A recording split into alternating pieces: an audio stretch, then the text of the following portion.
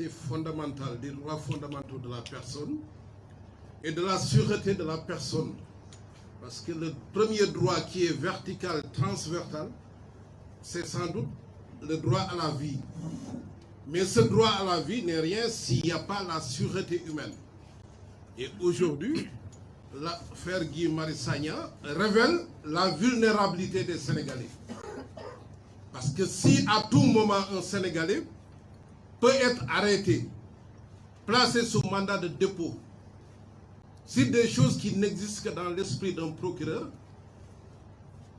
croyez-moi, on ne peut plus parler de sûreté humaine, ni de sécurité humaine.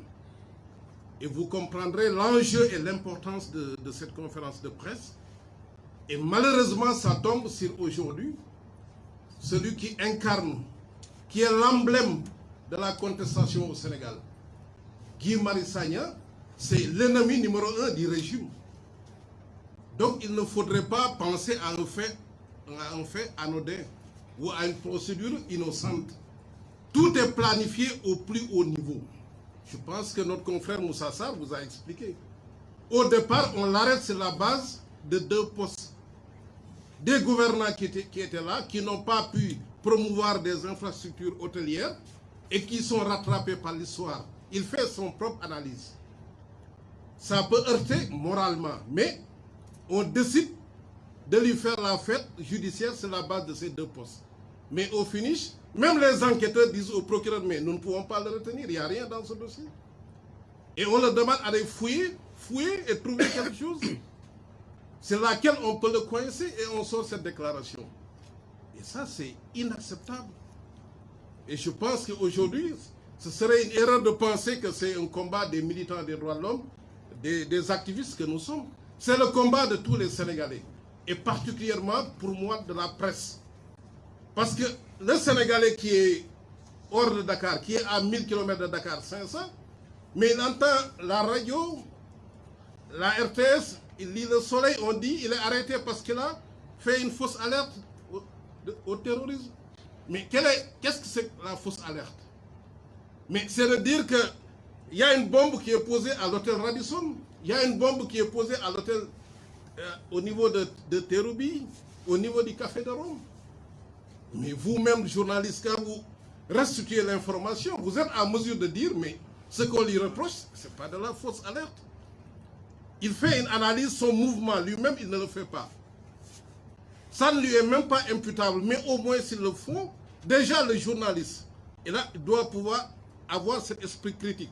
Parce que vous savez, les régimes dictatoriaux, je ne dis pas qu'on est dans le cas au Sénégal, mais ont toujours utilisé ce qu'on appelle les appareils idéologiques de l'État. Et seule une presse, nous avons la chance d'avoir au Sénégal une presse privée qui s'est battue de 2000 à 2011. Et si nous avons pu réaliser ce que nous avons réalisé de 2000 à 2011, c'est parce que la presse a été là. La presse a été critique.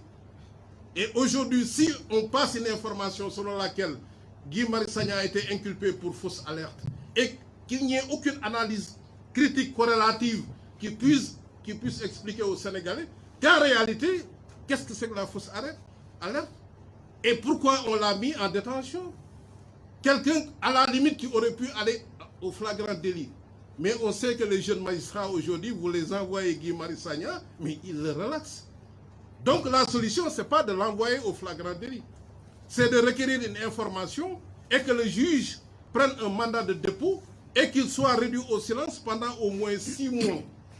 Parce que ça, c'est l'hypothèse d'un délit. Mais nous savons que dans l'esprit du procureur, c'est une affaire criminelle. Donc il faut le mettre au frigo pendant au moins 2 ans, parce que la détention en matière criminelle au Sénégal n'est pas limitée. Mais un juriste a expliqué que même sous cette inculpation, on est dans le cadre du délit. Mais dans leur entendement, aujourd'hui, il s'agit d'écarter celui qui incarne la radicalité la plus profonde au Sénégal. Et surtout quand vous avez des cas comme Petro-Tim, qui peut se révéler être un Petrogate.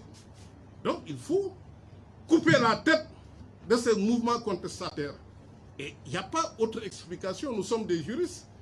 Nous qui sommes là, Maître Moussa Sarr, Amadou Ali Diallo, les jeunes Sow, Ndiaye, mais s'il y avait une infraction, nous serions les premiers à respecter notre serment. Nous ne sommes plus nous sommes maintenant des acteurs judiciaires.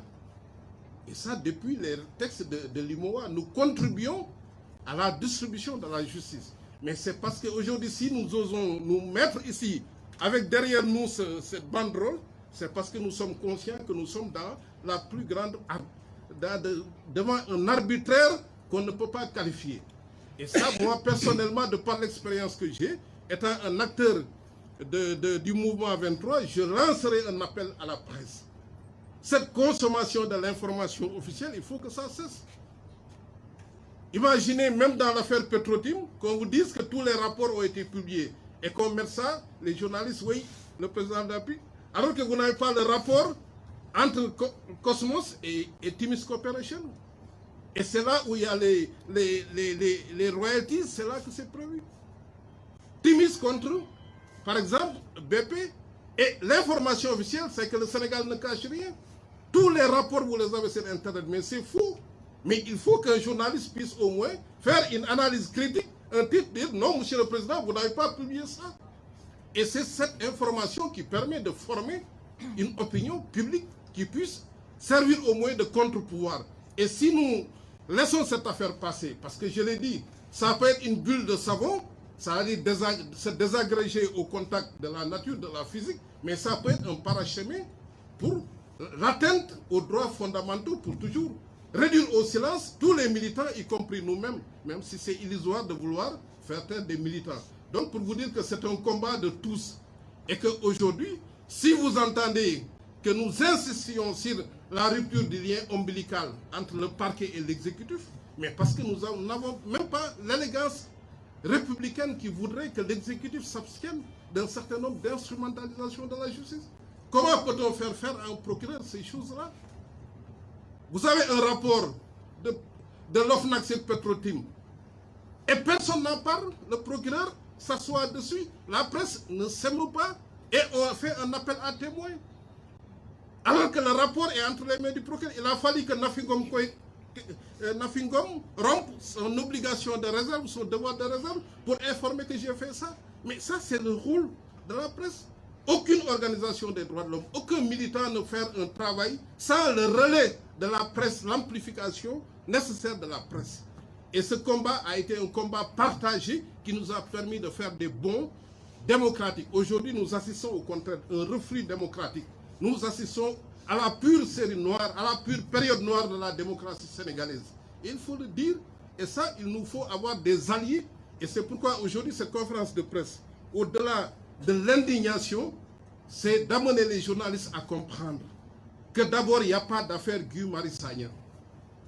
Parce que les postes, deux postes, n'ont jamais constitué recélé au principe, par rapport au principe de la légalité des poursuites. Parce que pour poursuivre quelqu'un, il faut une infraction préalablement définie par la loi, des faits qualifiés par la loi d'infraction, la matérialité, la légalité.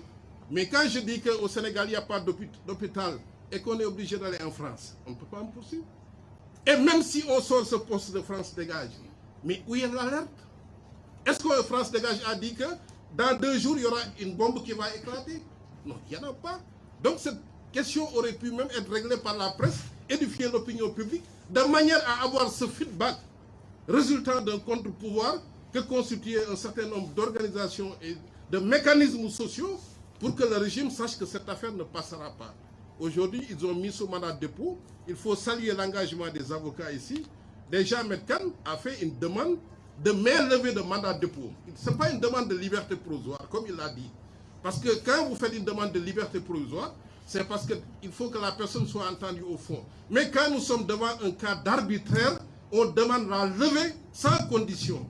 Ça dit que le juge d'instruction doit se prononcer sur cette question, sinon nous saisirons la chambre d'accusation. Parce qu'il n'y a pas de fait qui puisse justifier légalement la détention. Donc c'est une demande de main levée. Et vous verrez dans les jours à venir que le combat va s'intensifier et que nous ferons en sorte que ce rituel auquel nous avions rompu, c'est-à-dire ces conférences de presse entre militants, entre hommes épris de paix, que cela soit désormais très régulier pour qu'on puisse informer, que les journalistes puissent informer aussi l'opinion publique pour qu'on sache que ce qui nous préoccupe, c'est d'abord la sûreté, la sécurité humaine et qu'un pouvoir politique sache qu'il ne peut tout faire et que soit nous choisissons un système démocratique, soit nous choisissons la dictature. Si nous étions en dictature, nous n'aurions pas de problème. Parce que nous savons que république rimerait avec royauté. Mais aujourd'hui, on ne peut pas enrober notre république sous le sceau de la royauté et faire croire à la consommation extérieure que nous sommes en démocratie. C'est faux. On n'est plus en démocratie. Et c'est simplement aujourd'hui l'objet de cette conférence de presse. Je vous remercie.